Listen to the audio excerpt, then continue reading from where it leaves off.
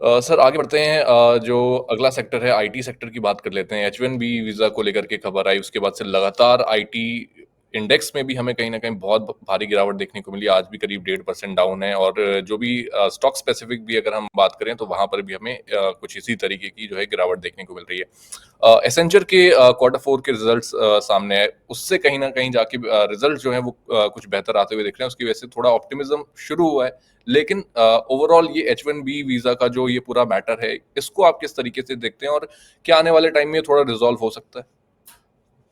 अ, अंकित देखिए, जो H1B visa वाला मैटर है वो एग्जिस्टेंशियल क्राइसिस मुझे नहीं लगता है। फ्रैंकली इट्स नॉट दैट कि because of the H1B visa issue हुँ, हमारी 40 साल की जो मेहनत है, इंडिया की जो आईटी इंडस्ट्री जो 40 साल में जो उसने जो डेवलप होके आई है या जो ग्रो होके आज इस साइज और क्लाउड पे पहुंची है, जहां पे आईटी प्लस जीसीसी अगर आप मिला लें तो ऑलमोस्ट 270 बिलियन डॉलर की हमने इंडस्ट्री हमारी बन चुकी है, जो कि हमारी पूरी इकोनॉमी का ऑलमोस्ट जो है 7% है। सो आई डोंट थिंक कि H1B वीजा एक एग्जिस्टेंशियल इशू है, अंकित। मगर क्या है कि हमारा आईटी इन एनी केस जो है वो बहुत अंडरवेल्म कर रहा था because of the AI and lot of other issues.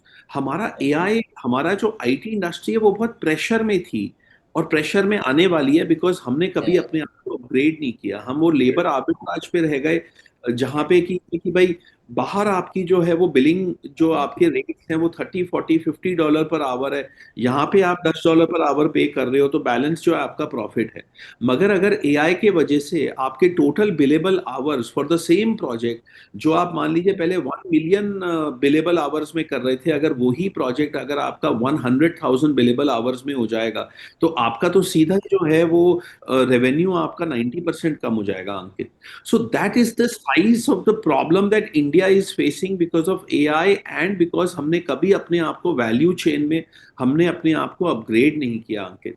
तो ये जो H1B वीजा इशू है, ये केवल एक ट्रिगर है, ये हुँ, कॉज नहीं है, ये एक ट्रिगर है लोगों को रिमाइंड कराने का कि how vulnerable we are as an industry.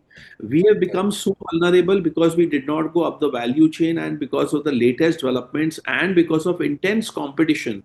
आज आप जो है वो जितने हुँ, लोग 100 लोग अगर एक प्रोजेक्ट में इन्वॉल्व थे, तो आने वाले 2 3 साल में आप एआई के हेल्प से 10 लोगों के साथ वो प्रोजेक्ट कर सकते हो। और अगर 10 ही लोगों के साथ करना है तो फिर हो सकता है आपको इंडिया के सेंटर की जरूरत ही ना पड़े, आप 10 लोगों को यूएस में हायर कीजिए, एआई और हुँ, लेटेस्ट टेक्नोलॉजी के साथ आप उसको सर्विसिंग कीजिए। 100 लोगों की जो इंडिया में कॉस्ट आएगी उससे कम कॉस्ट में आप 10 लोग यूएस में हायर कर लीजिए। तो ये बिल्कुल। जो है, ये बहुत कॉम्प्लेक्स प्रॉब्लम है।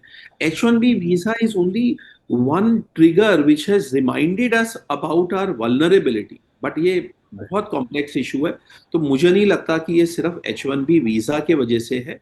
ये हुँ, एक बहुत कॉम्प्लिकेटेड इशू है और ये होना ही था। हम लोग पिछले 1 1.5 साल से जो है we had been talking about this in the broader media. It's just that कि उसको अटेंशन जो है अभी कुछ महीनों में मिली है। अदरवाइज हुँ, जब आईटी इंडस्ट्री अपने हाईज बना रही थी सारे स्टॉक्स, हम तब से ये बात बोल रहे हैं कि India has lost the plot in the IT because of all these factors, and now those things have come to the fore, Ankit. So I think let's not exaggerate the importance of the H1B visa, मगर let's not underestimate the size of the problem.